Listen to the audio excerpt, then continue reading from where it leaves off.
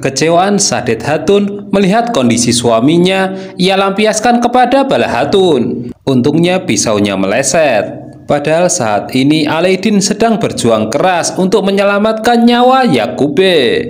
Di sisi lain, Osman dan Orhan sedang berjuang untuk membantu Elsim Hatun lepas dari musuh. Di waktu yang sama datang bantuan dari Bayindir B hingga mereka bisa mengalahkannya dengan mudah. Meskipun begitu, semua masih bertanya-tanya siapa sebenarnya wanita ini. Kondisi Yakube memburuk, hal itu membuat keluarganya kalap. Bahkan Sadet Hatun mengancam jika terjadi sesuatu pada suaminya, ia tidak segan-segan membakar istana ini. Alaidin kemudian menyuruh semuanya diam karena ia tidak bisa berkonsentrasi.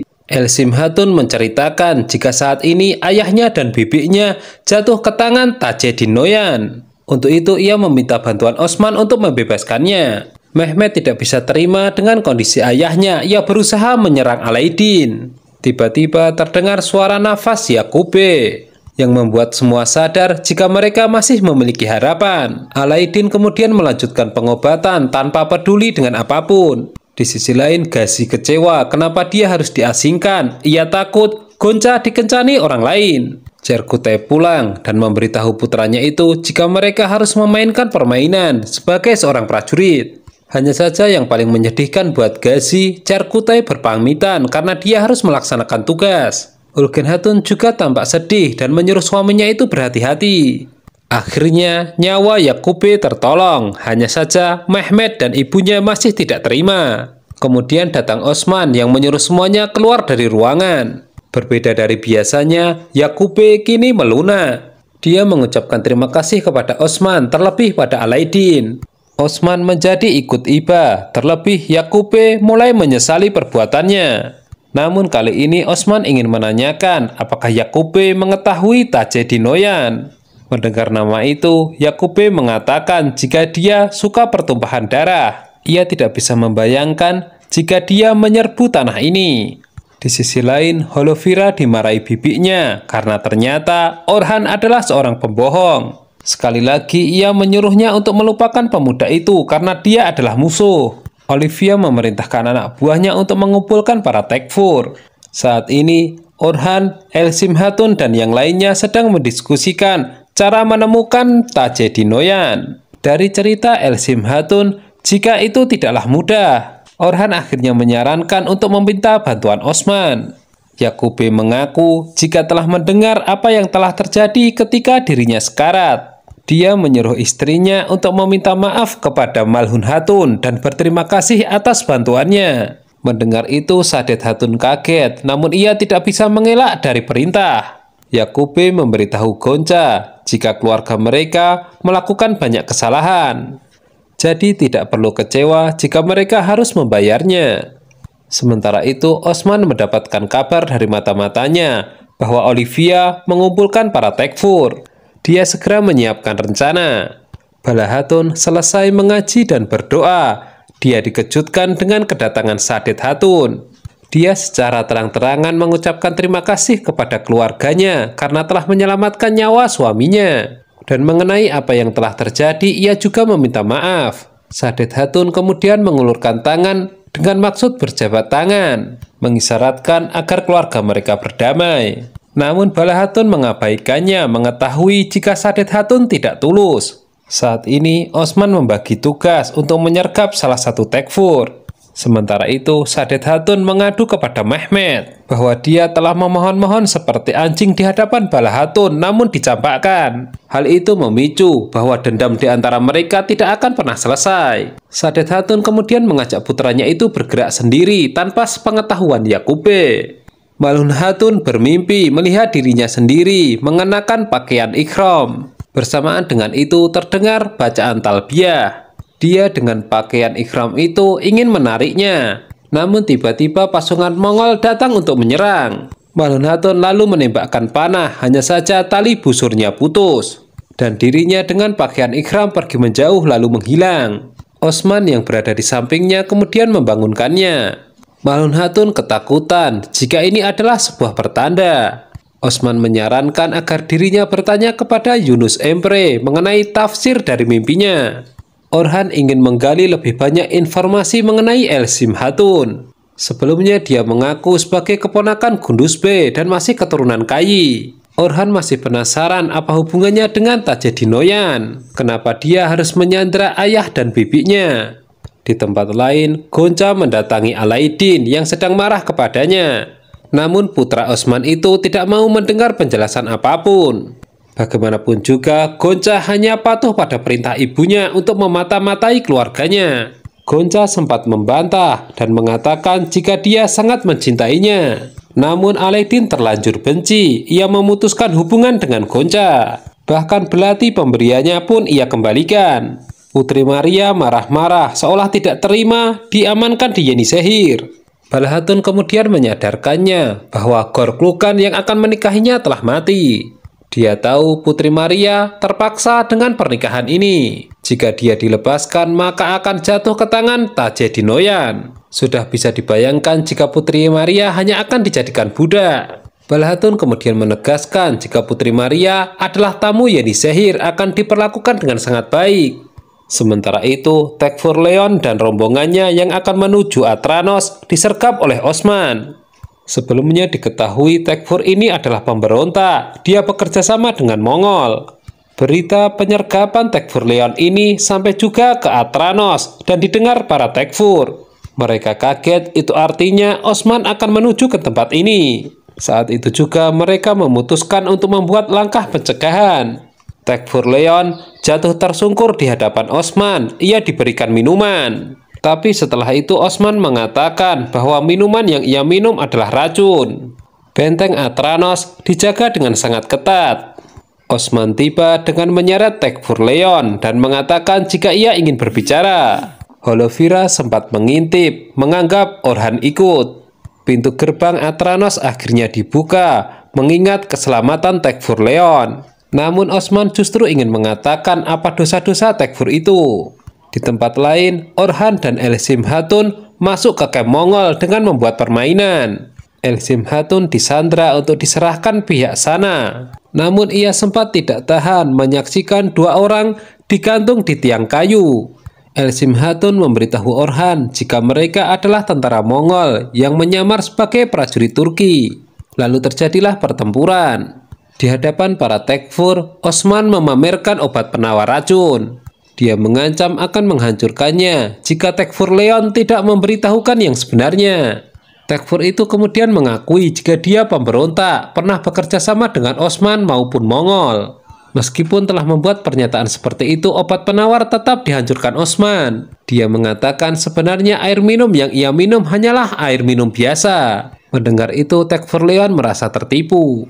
Elsim Hatun merasa tidak sanggup membuka penutup kepala kedua sandera. Akhirnya Orhan yang membantunya. Dia kaget karena ternyata kedua sandera itu bukanlah ayah dan bibinya. Disitulah mereka merasa telah masuk perangkap. Karacelasun muncul dan telah menunggu kedatangan Orhan. Tekfur Leon mencabut pedang dengan maksud bunuh diri karena telah dipermalukan. Namun ia pun akhirnya tewas juga setelah ditebas belati Olivia. Osman berkata jika kesultanannya telah didirikan dengan independen. Untuk itu dalam seminggu para Tekfur diharapkan membayar pajak. Para Tekfur tentu keberatan, namun Olivia memiliki ide, yaitu mengirim surat kepada Kaisar agar ia mengirimkan Al-Gujur Roma untuk menghadapi Osman. Percakapan itu sendiri didengar oleh Holovira. Sesumbar ingin menghabisi Orhan, nasib Karacelasun justru sebaliknya. Dia tersandra, hanya saja tidak mau membuka mulut mengenai Tajeddin Noyan, apalagi menunjukkan keberadaan ayah dan bibi Elsim Hatun. Hal itu mendorong Orhan untuk memenjarakan Karacelasun di Yenisehir untuk nanti diinterogasi. Malhun Hatun menemui Yunus Emre untuk menafsirkan mimpinya. Darwis itu kemudian mengatakan jika ada kebaikan dalam keburukan, begitu sebaliknya jika itu datangnya dari Tuhan. Tafsir mimpi dari Malhun Hatun adalah dia diharapkan segera menunaikan ibadah haji jika telah mampu. Malhun Hatun terharu dengan jawaban itu, sebab ia sendiri takut tidak mampu melaksanakan ibadah yang satu itu sebelum dia meninggal. Putri Maria kini melunak. Ia sadar dengan ucapan Bala Hatun. Selama ini ternyata ia hanya dimanfaatkan demi kekuasaan. Putri Maria berharap dirinya mendapatkan perlindungan. Bagaimanapun juga, ia juga takut jika pernikahan itu terjadi. Sementara itu, Osman mengumpulkan para B di istananya, termasuk Yakube. Di situ, Osman menyarankan Yakube dan keluarganya untuk kembali ke kampung halaman, Kutayah. Kesultanannya juga dianggap bermasalah, jadi dia dilarang cawe-cawe dalam urusannya. Yakube sedikit memprotes, namun ia tidak memiliki alasan yang kuat. Terpaksa ia mengikuti saran Osman dan mendoakan perjuangannya. Di situ, Yakube tidak sanggup mengangkat kepalanya karena berkali-kali dipermalukan oleh Osman. Dan menurutnya, jalan yang ditempuhnya sudah benar.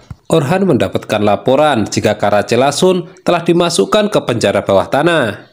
Setelah itu, ia melihat Elsim Hatun yang sedang bersedih lalu mengikutinya. Di saat yang sama, Holovira tiba di Yenisehir dan mengikuti Orhan. Putra Osman itu berjanji kepada Elsim Hatun jika mereka akan menemukan ayah dan bibinya.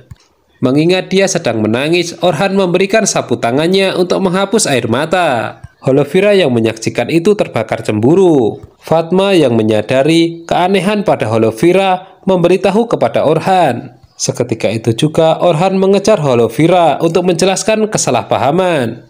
Holovira menegaskan jika ia terlanjur kecewa. Orhan yang ia kenal ternyata seorang pembohong. Dia telah menipu dirinya dan bibinya. Orhan tahu jika di samping masalah itu Holovira memiliki alasan lain. Sebelum pergi, Holovira mengatakan jika bibinya mengirim surat kepada Kaisar dan meminta dikirim Al-Gujur Roma. Fatma merasa heran, tidak ada senyum terpancar sedikit pun di antara kedua kakaknya.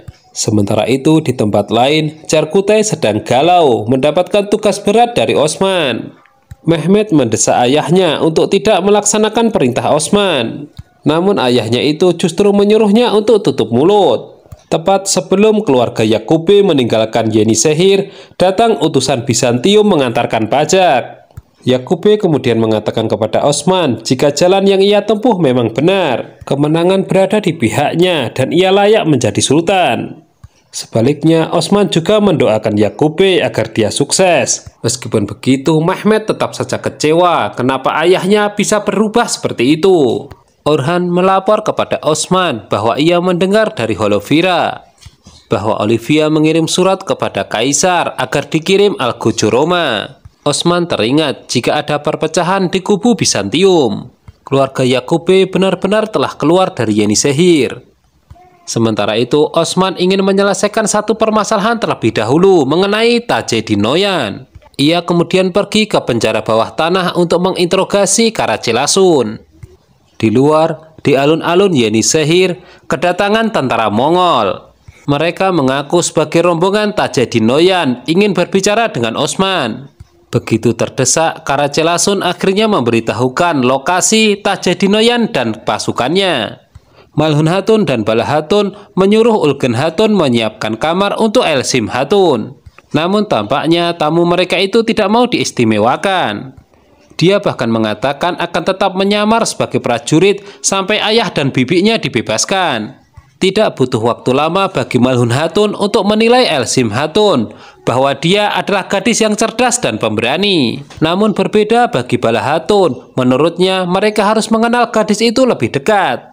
Mehmet mengingatkan ayahnya jika Osman yang meragukan kesultanannya dan sekarang membentuk kesultanan independen. Yakube akhirnya menjawab agar Mehmet menurut saja atas perintahnya dan jangan melakukan apapun di belakangnya. Menurutnya posisi keluarga mereka sedang tidak menguntungkan. Cerkutai datang kepada Yakube. Dia mengaku telah dibuang Osman dan keluarganya. Yakube mengatakan jika tangannya selalu terbuka jika Cerkutai ingin kembali. Kita tahu tugas Cerkutai saat ini sangat berat. Mehmet tampaknya tidak yakin dengan ketulusan Cerkutai. Sementara itu, Osman mengumpulkan keluarganya, mengumumkan jika fokus mereka pertama adalah menyelamatkan ayah dan bibi Elsim Hatun. Datang kemudian informasi bahwa saat ini Tajedinoyan sudah menunggu di alun-alun Yenisehir. Mendengar itu, Osman kemudian bersiap dengan rencananya. Alaidin ditugaskan untuk menjamu Tajedinoyan. Namun ia diperingatkan untuk menghindari pertempuran sebab di sana banyak sandera. Diperlihatkan Osman mengetahui kem Tajadinoyan dari Karacelasun. Konur dan Boran menyamar sebagai tentara Mongol agar mereka lebih mudah meringsek masuk. Seseorang yang mengaku sebagai Tajadinoyan muncul di hadapan Alaidin. Anehnya, ia menduga yang menyambutnya adalah Osman. Tak ingin berbasa-basi, Alaidin menanyakan maksud kedatangannya. Dia mengaku mendengar jika Osman telah membunuh Gorklukan dan dia membawa Putri Maria. Jadi tuntutan mereka hanya sepele, hanya ingin Osman tunduk kepada mereka. Sementara itu Osman dan pasukannya dengan mudah bisa masuk ke kem Mongol, bahkan tanpa kendala berarti untuk memasuki sebuah tenda. Seseorang sedang sholat di balik tirai. Elsim Hatun menganggap itu adalah ayahnya. Namun ketika orang itu mulai berbicara, Elsim Hatun baru menyadari jika itu adalah Tajadinoyan. Mendengar itu Osman pun kaget. Nah, bagaimana Osman bisa keluar dari perangkap ini? Saksikan kelanjutannya hanya di Mail Channel ya. Terima kasih.